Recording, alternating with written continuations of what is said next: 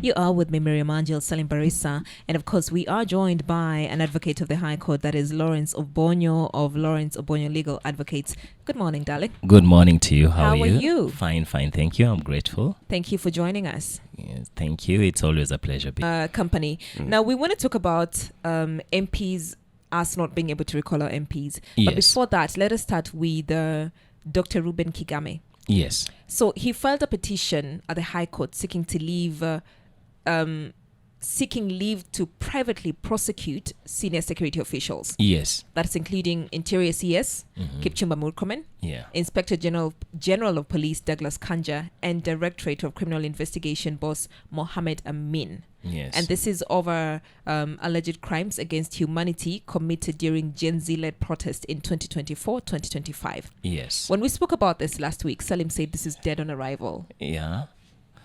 He indeed said it's dead on arrival. The did. Petition or our conversation? The petition, like literally the petition. He was like, yo, hayendi popote. Does this stand a chance? Yes, he does stand a chance. Remember when we had our discussion, I would be more optimistic because the other time we had our discussion, we were discussing about how and why Kenyans have not done what they're supposed to do. Why Kenyans are not rising to the occasion to move the court so that certain things can be done. Yeah.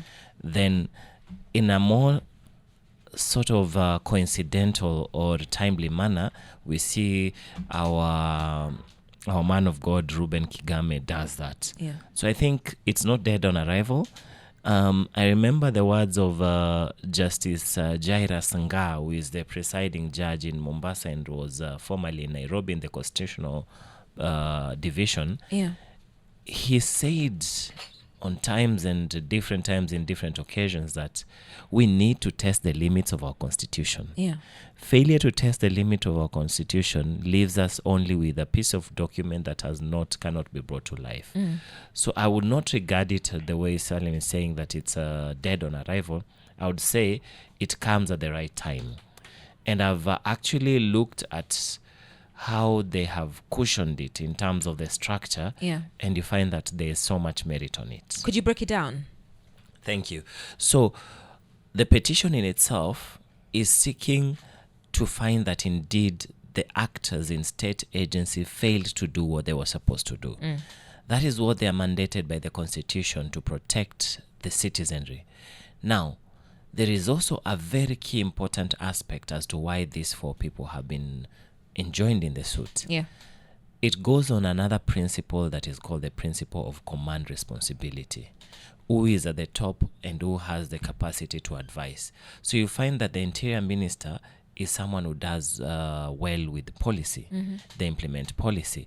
And then the other heads of the specific agencies are supposed to actually do what they're mandated by the Constitution and their respective acts, especially the Police Act, to actually do the right thing.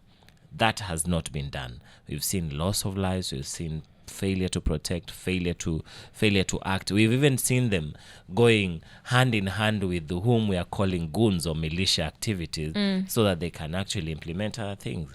That is a clear dereliction of the Constitution, and this is what we need to curb. There's also embedded within that particular petition a request to do private prosecution. Yeah. Because even the ODPP is implicated because they are the ones who approve charges that go to court. Yeah. So if they don't approve charges, then they are already implicated in the process. So you cannot actually prosecute yourself. Yeah, because he was asking for this to be tried at the ICC. Now that becomes the fourth arm of what this petition looks at. Yeah. Remember, we've started with failure to comply, like failure to do what you're supposed to do, 2, command responsibility, 3, private prosecution, and then the fourth arm of this particular petition touches on, in the event our courts find it that we lack capacity, in the event the court find that we have exhausted municipal or local juridical options, like we don't have the capacity to do this, then we invoke Article 2 of the Constitution read together with the Rome Statute and then submit it to a third party. And so I want to looking at the Gen Z protest. Yes. And we still have the figures of how many lives were lost, and how many are still missing, right? Yes. And we've also seen in the public domain, yes. where most of those responsible, those who we say should have been responsible, saying they do not know. Yes. Yeah, there are a lot of people who are throwing their arms in the air and saying we do not know who abducted who. Yes. Right? Yes. When I ask if he stands a chance, this is the Interior CS. This is DCI boss. These are people who are at the topmost level. Yes. Who will protect us? Who is going to prosecute this? Now that is where now private prosecution comes in, because remember they are at par with the ODPP. They are like colleagues, they are peers. They cannot go against each other in that way. That is why you want private prosecution. And private prosecution has been allowed in very few instances in this country. So this would allow a team of legal counsel to actually prosecute, so that these individuals hire their own lawyers as defense counsel. Okay. So it would be a legal battle of the brains, and then the court sits as a referee, which is actually supposed to be like that. Okay.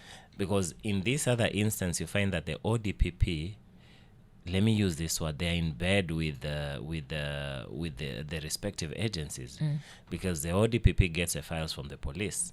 The same way we were talking about IPOA, and then IPOA says, police help us investigate police. Yeah. So it becomes a difficult thing. Yeah.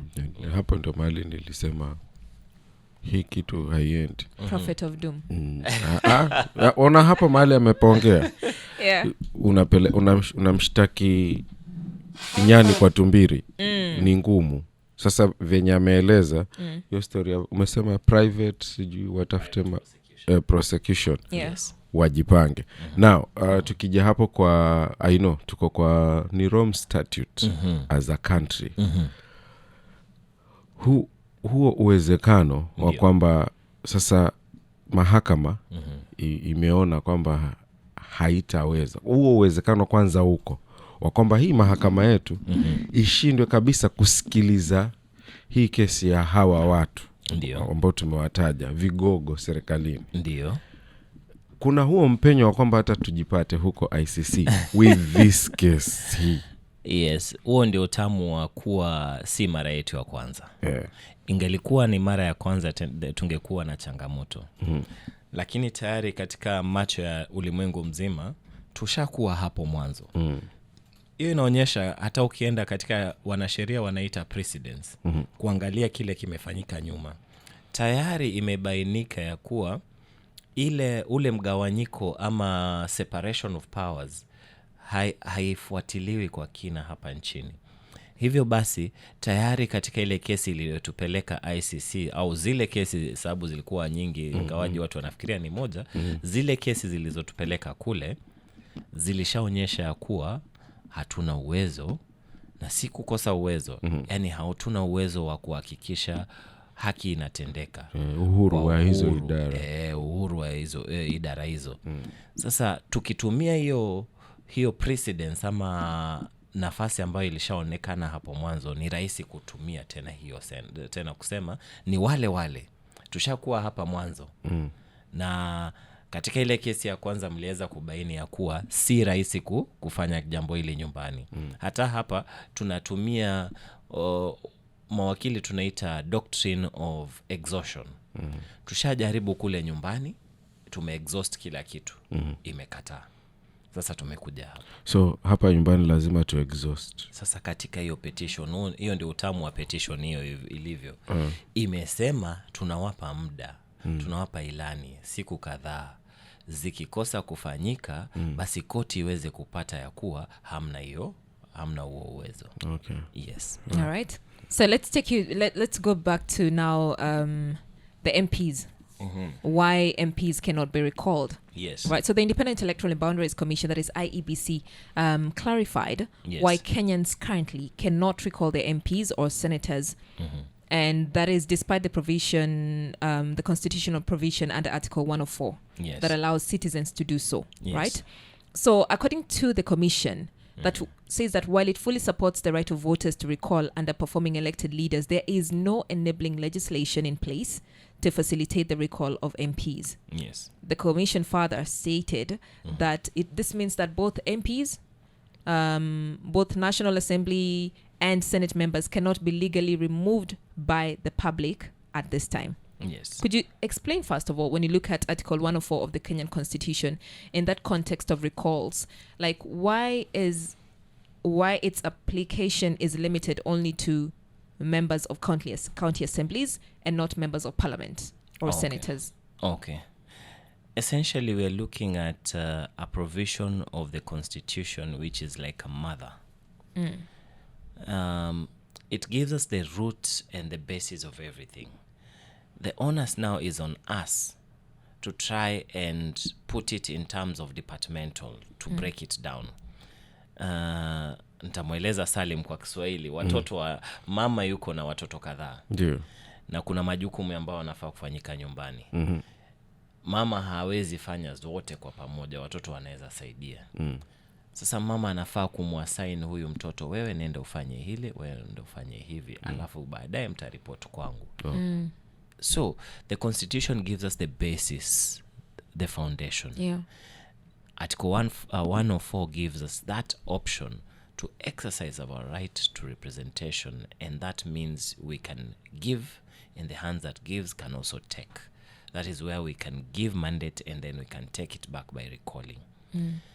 Now, this particular article does not go further to explain to you how, when, why, and all that. What is the threshold?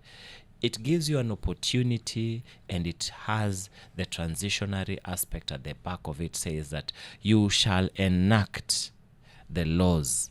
Sasa inatutuma tuende tujaribu kutunga hizo sheria. You're supposed to enact those laws. Come 2017, when we were looking at it, when a petition was filed in court, when they say that is a bit discriminatory, of course, the court found that there was an aspect of discrimination in that particular case. But in this instance, what did it do? It delayed the enactment. But the question is why? Why is it that the members of county assembly can be removed from office through a recall, but not the members of the National Assembly Or even the senators or the Senate? Yeah. Who is in charge of making legislation for this country? Them. The same members of parliament. Them how? Conflict. Yes. So we are there judging, let me just use this analogy. We're there judging on the monkeys in the forest and wanting the monkeys to find the best weapon to get them out of the forest. The answer is that we cannot get that. So wakaamua hamtapata. So it is a deliberate, inordinate delay by these members of parliament not to get a weapon to get them out of office. And where does our recourse lie? Yeah. You see, the IBC, they ought to be forwarding this in good time. Now, when cornered recently, they were saying that we have forwarded the recommendations and everything, but that is not sufficient. From 2017, we had 2018, 2019. What were they doing? You cannot tell me that they were not properly constituted. There was a secretariat, there was an office running. They ought to have forwarded these things in advance for deliberation. And then if the parliamentarians deliberately fail to do that, then we go take it back to court and then get an order so that they can be mandated. Failure to which, we've seen instances where the court comes up with its own rules. So that the rules are actually applied directly where the parliamentarians and legislative members have failed deliberately to do this. What does it mean now when it comes to now holding the MPs accountable? Now, if you're looking at the citizen, are we even able to hold our MPs accountable? You see, a recall was not just a tool to punish. It was a tool to actually ensure accountability. Yeah. Because right now, there's nothing you can do or there's nowhere you can take them legally so that you can deal with that, because it deals with representation. Now, if, let's say, an MP engages in corrupt activities or wayward things of money embezzling and all that, you can do a report to the DCI, to the police, and then investigations are done, because that's an individual offense. But an offense that is relating to their office, the best and only tool that we had was the recall clause. Okay, so now the IEBC has also stated that it's ready to facilitate the recall process of the MPs and of the senators, right? And it says that it's currently unable to do so because of the legal framework. So when we're looking at this gap, how should then this gap be addressed legally? Yes. And what is the IEBC's role in advocating for this change? Maybe we break it down. The IEBC, when they talk about a legal framework, they don't literally mean it is from a legal perspective. They just mean that it lacks the statutory provision. So when they say legal framework, they mean that the act has not been passed, the amendments have not been done. So your question was, what do they mean by this?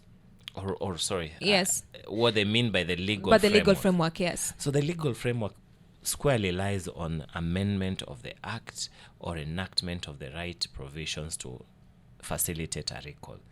And who is supposed to amend and make laws? It's parliamentarians. The recommendation is done by the IEBC through their legal team, but this is something that has to go through Parliament. So we're hitting a dead wall, a dead end. So this is where I feel like IEBC, the I in IEBC now becomes a bit useless. Because when members go to IEBC and tell them, do this, then what can IEBC do? IEBC ought to have charged its legal team to get constitutional interpretation from the Supreme Court through a petition. This would give us actually an interpretation so that they are given an opportunity to do their jobs. But right now they know very well that the moment they do initiate a process for recall for either a women representative, a member of parliament, a senator or something like that, someone is going to rush to court and say that you lack the mandate. Okay. Sorry. Yes. Mimi swali langu laja hapa, sijui lutalijibu vipi. Hii katiba ambayo tuko nayo ya mwaka 2010, nafikiri ni mwezi wa 8 ule. Hili wale walio IASIS, najua ni mawakili, sehemu kubwa ni mawakili kama wewe. Ndio. Na wanasiasa pia walichangia, because sehemu kubwa pia ni wanasiasa. Walikuwa wamedesign kuna vitu fulani vifail kimakusudi. Mathalan, Deputy President hana majukumu. Mpaka apewe majukumu na rais. Wakati wanachaguliwa pamoja. Deputy Governor hana majukumu. Majukumu atapata at the mercy of the governor. Wabunge, katiba imesema hapo na maseneta kwamba hawa wanaweza kuwa recalled, lakini sheria wataitengeneza wao vile wanavyoona kama itafaa, which sasa hawajaamua kama watatengeza, so wako. Lakini MCAs huku chini kwa recall unahitaji sijui maeneo mangapi, kura 1000, sijui nini, bla bla bla. Hiyo inatoka. Was it designed kwamba vitu vingine vifanyike? Nyingine, third gender rule. Mpaka leo, mpaka kuna wakati ni Kibaki yule, alikuwa ameshurutishwa alivunje bunge kwa sababu bunge limeshindwa kupitisha hiyo sheria vile inavyohitajika na muda umekwenda. So hii katiba, wale nyinyi mawakili mliokaa mkaiandika, mkaipekua, alafu tukaja tukaambiwa tosha hii. Alafu sisi tukaenda tukapiga kura. Wali design kuna vitu visifanyike kimakusudi. Salim, naelewa swali lako, lakini nataka kujitoa kwenye makosa hapo kidogo. Kumbuka hii katiba ni yako wewe. Uliipigia kura wewe mwenyewe. Sisi hao tumeshapatikana. Wale walikuwa agents wenu. Unanipata? Au hata wale tunaozungumzia saa hizi ni sauti yako katika bunge. Sasa iwapo yule mtu anafanya makosa, wewe unafanya makosa. Unanipata? Lakini kujibu swali lako kikamili, he seems so uncomfortable. Hakukuwa na mpangilio fulani wa kuifanya katiba ianguke au ifeli kimaksudi. Kile tunaona hapa ni funzo kwetu. Sababu wakati ambapo tunatengeneza katiba, utapata kipengee cha 104 cha katiba kiko kamili. Hakina shida yote. Lakini kinatupatia nafasi ya kuwa nendeni muunde mikakati ya kuafikia hapo. Unanipata? Kisha unapata kuwa kwa vile kulikuwa na gap hapa na pale, kuna mtu alienda kotini kuweza kujua kama iko sawa ama iko sawa. Koti ikasema haiko sawa, kipengee kiko sawa, lakini ukifikia vile ambavyo utaifikia kumuondoa mtu fulani ama kumbandua mtu fulani ofisini, wekeni mipango au mikakati fulani. Unanipata? Asa hapo ndio tumefail. Ingelikuwa, najua saa hii tunajaribu kuziba ufa. Tunabambanya. Lakini cha msingi ni tungefanya mambo haya miaka 3-4 iliyopita, tungekuwa mahali pazuri. Unapata ya kuwa mambo haya yalianza 2017. Tumeshapitia an election cycle nyingine. Tushapitia kipindi cha uchaguzi, tukakipita. Tunaelekea kingine. Hapo ndio tunagutuka. Sasa hata sisi kama Wakenya ni vizuri tukijilaumu. There's a place where we have failed. True. Yeah, we cannot just give them all the responsibilities. Kuna mahali tumefail. Yeah. Yes. Okay. Now, swali jingine. Ndio. Ukiangalia hawa wabunge. Ndio. Kuna wakati hapa walikuwa wanatekana kama magavana, lazima uwe na cheti. Ndio. Cha degree. Ndio. Hawa wabunge hao. Ndio. Wakaenda hiyo kitu wakaipardon. Yes. Na mpaka leo unaweza ukasimama vile unavyotaka. Ndio. Si lazima uwe na degree. Ndio.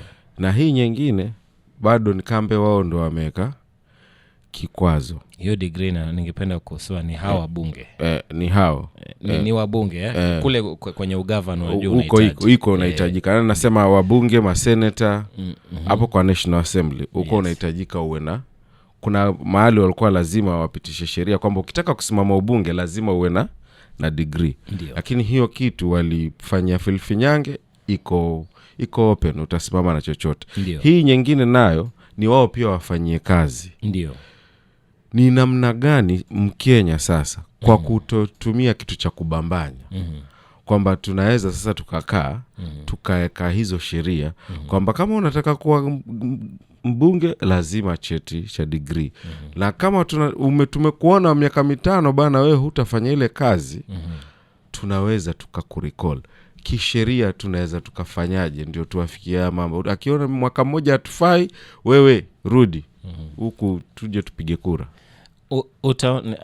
Nimesikia swali lako vizuri, lakini nikiweza kulijibu, wengine watafikiria hii ni wakati ambapo daktari anakuambia we njoo hospitalini. Lakini jawabu letu ama suluhisho liko kotini. Kuna mikono mitatu ya serikali. Tuko na executive, tuko na legislature na tuko na judiciary.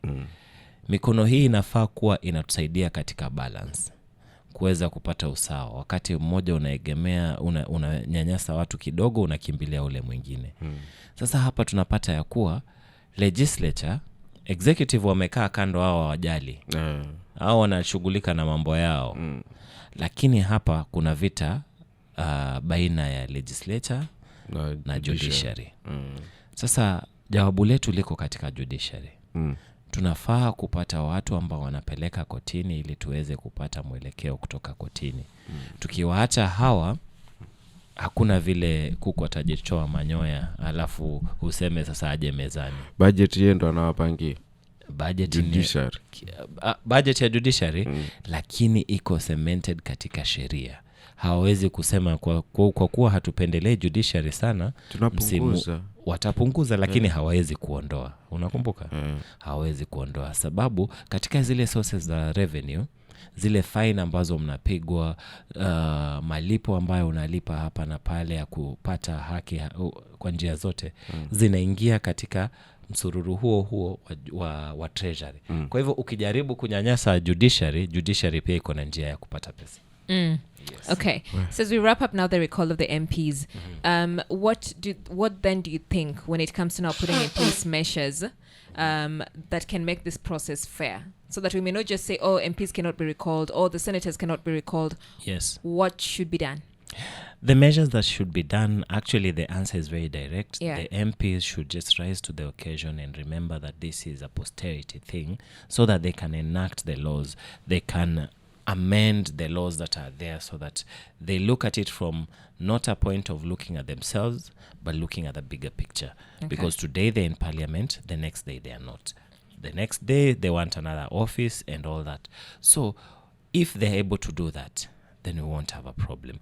In the event they fail to do that, like what we are seeing right now, they are dragging their feet. Yeah. Then we still call upon the Kenyans. Yeah. File a petition in court. Let the courts give us directions. Let us file petitions from the High Court. Let us also file references to the Supreme Court, so that we can get clear direction.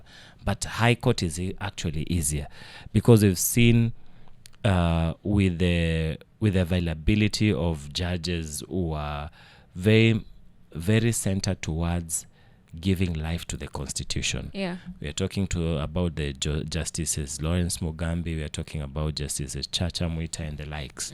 They give life to the Constitution. There are so many judges, we can't exhaust the list. So what you're saying is, if a citizen were to file a petition, yes, to recall the member of parliament, yes, would it pass? That would be satisfied, because in the event we don't have a provision in the statute, yeah, your recourse lies in the law. Okay, so you're saying do it through the courts? Do it through the courts. Because now we are seeing that the best way, the most ideal way, would be to have the court compel the politicians or the legislature to enact. Okay. But that is a longer route. Let's say, like the people of Nairobi, let me use that because it's a matter of public knowledge. The people of Nairobi are not satisfied with the member of parliament. They're saying they're doing this and that. Yeah. And yet they're saying that when they approach IBC, now remember that doctrine of exhaustive measures? They've tried to exhaust from IBC. IBC has said, we do not have that right now. Yeah. So where do they go? Go to court. All right. We are speaking to Lawrence Obonyo. He is an advocate of the High Court. And of course, we're looking at why you cannot recall your MP. But also, there is a woman representative who is about to be recalled. That is Esther Passaris. What's going on? Coming back to talk about that in a bit. Today, we do have an advocate of the High Court, Lawrence Obonyo of Lawrence and Legal Advocates. And in case you're wondering, he deals with family matters. Right? Indeed. It deals with family matters. So if you have any issue, and somebody might be asking, family matters ni kama gani? Oh, family matters. Family matters. We have this analogy that it cuts from birth to succession to death. So we have children matters, that is pre and post birth, and then we also have issues in between that touch on marriage, divorces, separations. You see, there's a difference between a divorce and a judicial separation. Yes. Then we also touch on children maintenance and custody. And then again, further we go, when someone dies, we deal with succession and also distribution of matrimonial property. That is post-divorce. Yes. Yes. Yes. So in case you're battling or you're struggling with any of these things, you know where to find him. He's at the 5th floor at Timara Building. But then also you can find him on social media at Lawrence Obonyo Legal Advocates. Yes. All right then. Let's go back now to Nairobi woman representative Esther Yes. Passaris, that I feel like she's been catching heat. She's been catching fire a lot. So the Independent Electoral Boundaries Commission has confirmed the receipt of a petition that was filed on Monday, July 28th. And this petition is now, it's reviewing the petition. Yes. And it's the petition filed by a lot of people. They're seeking to remove her from office, to recall Nairobi woman representative Esther Passaris from office. Yes. Can we start with, what does it take to recall a woman rep? What is it that one anaweza kwa amefanya to a point yenye we're like, hey, we've had enough of you. You need to go? Miriam, I'll answer it very, very briefly that mandate is given and can be taken using the same hand that gave. You see, when someone, and this is a very good tool for governance in this country and also expression of our right to even choose, if I can use that term, and be represented. Most of the time we find that we have these members of parliament or elective people who hold elective offices who get there and then think that once they're there, they're untouchables. And you see, what it takes to recall someone is dissatisfaction. And that dissatisfaction is not based on a personal issue or an individual. It has to be pegged on representation. Yeah. The reason why they were given that mandate. So if you're given a mandate to represent special interests, but here your interests are now becoming not the special interest, then we can say you've deviated from the main goal. If you are given a mandate to make laws, and then when you look at the reports and the indices that indicate that you have actually done nothing. Yeah. Because remember, there's a whole totally different petition right now by Council Mwangi, Senior Council Mwangi in court to deal with interpretation of how the court had decided that members of parliament are not supposed to be engaged in development issues, i.e. CDF. There's a new petition that is now hot in the fire. Now it's in the Supreme Court for interpretation. Yeah.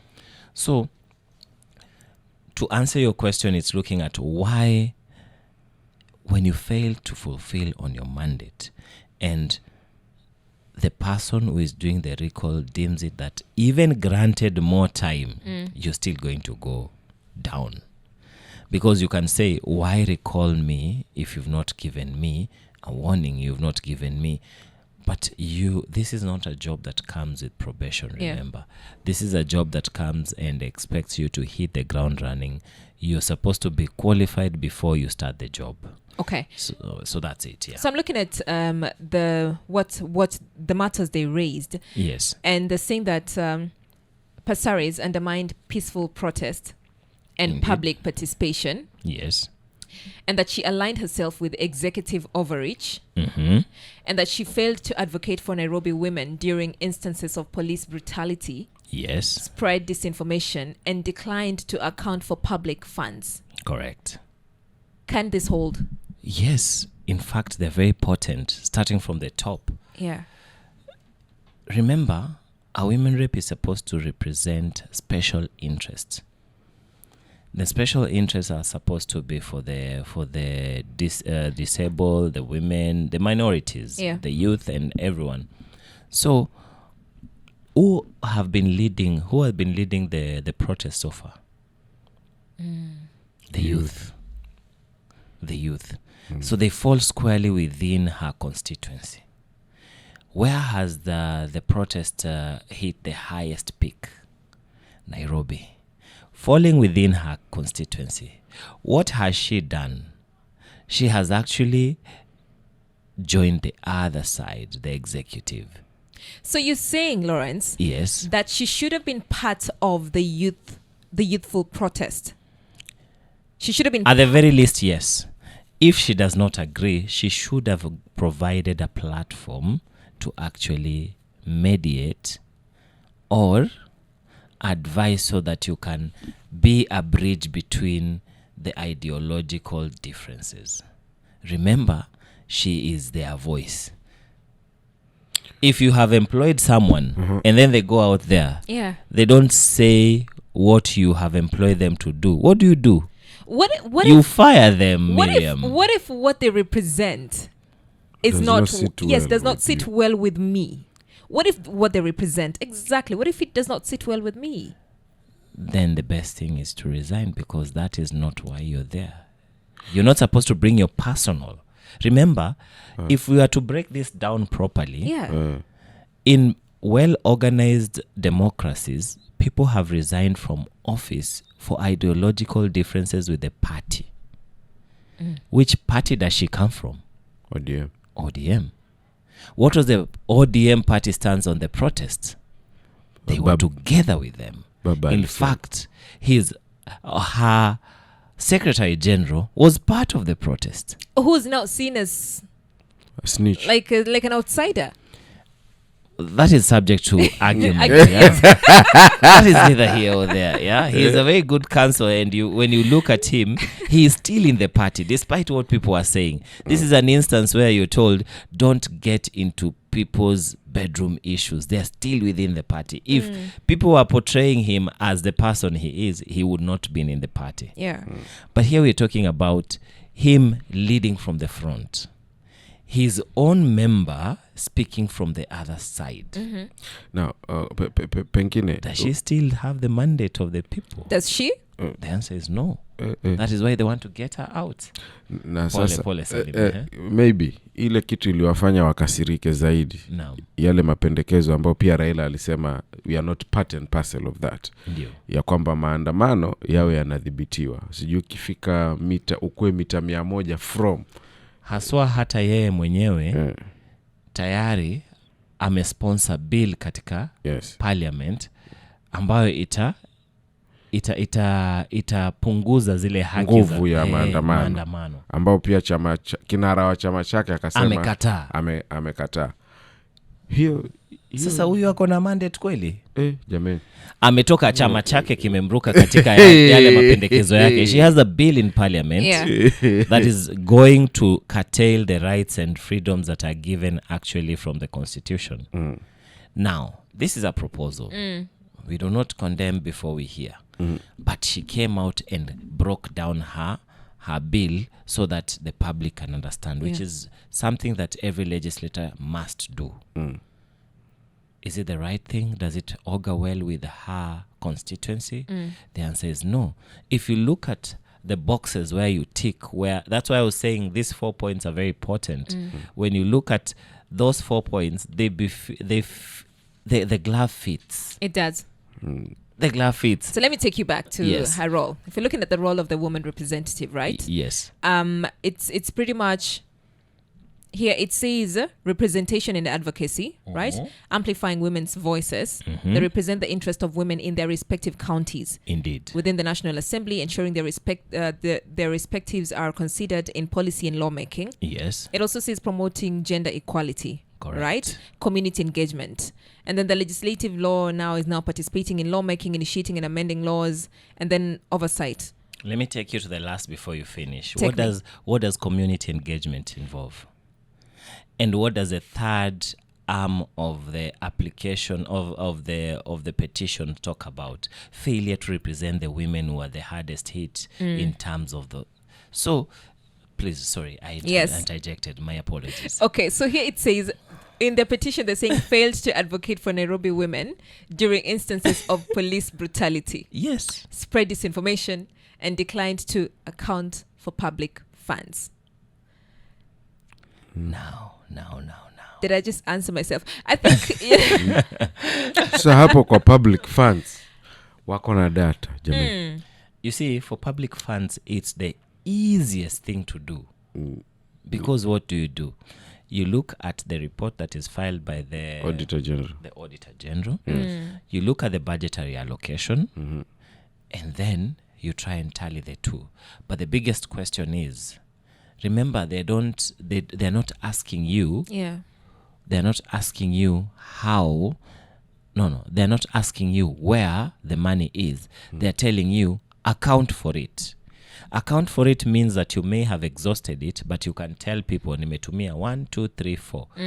So if she has accounted for it, the best defense is say, here's my report. It was filed and it was given to the Auditor General. It is a matter of public information. Then you exonerate yourself from that. Then now you go to the next one. Did you protect women? Did you advocate for them? Remember, her role mostly is advocacy. Yeah. But advocacy, what is advocacy? Is advocacy giving press statements, or is advocacy bringing people on board and saying that what are the women of Nairobi? What is their main issue? What do they want?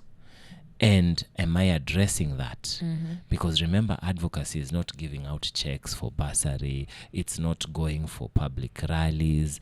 Advocacy is hitting the ground and making sure that, yes, the people are going to protest. The Mama Mbogas, how are you going to protect them? Let me engage the youth so that when they're protesting, we don't have loss of property. When when people are protesting, we don't have gender-based violence that is meted on people, because we actually provide a human shield for these people.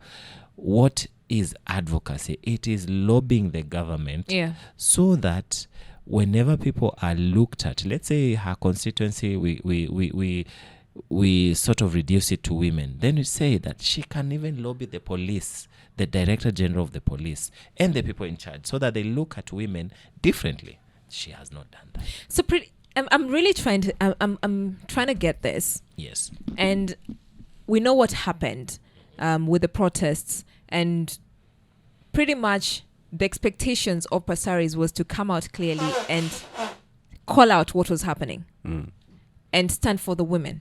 And the youth. And the youth. And the vulnerable. That is the expectation, yeah? Yeah. We expected her to do that. Did she? No. She did not. Now, will this hold? So you're saying all these things. With an enabling environment, Yeah. She will easy go. peasy. But Okay. with the environment that we have right now, Because an enabling environment, you require for that for the laws and the structure to be there. Because the petition, for you to meet the threshold of the petition, the signatures have already been collected. Yeah. The interests have already been outlined clearly. Yeah. So it is just a matter of putting her to her defense and then letting the decision be made. All right. Well, I think we've broken it down. I think you've said part of it. Maybe just in a highlight form. Yes. What does the law state on recalling a woman rep? The steps. What happens first? Now there's a petition that has been filed, and then now what next? First of all, you give a notice. Then you give a notice to the body that is mandated to do this. That is the IBC and the related bodies. And then next thing, you collect the signatures so that you meet the threshold in terms of mandate to give you what in law we call locus, like an opportunity to stand there. Then after that, when you present this, they are verified. The documentation are verified so that you don't have instances where someone sat down and signed and put fictitious names and everything. Then after that, she is now given an opportunity to respond to that, and a public hearing now is set down for the same. So when it's set down now for this process to be done, because remember, we have a constitution that is very just. You cannot be condemned and heard. Let her also air her part. Let her provide. Then a decision is made. Okay, then. Well, we'll keep you updated on that later on. Thank you so much, Lawrence, for making time. I highly appreciate it. It's been a pleasure. Pleasure is always mine.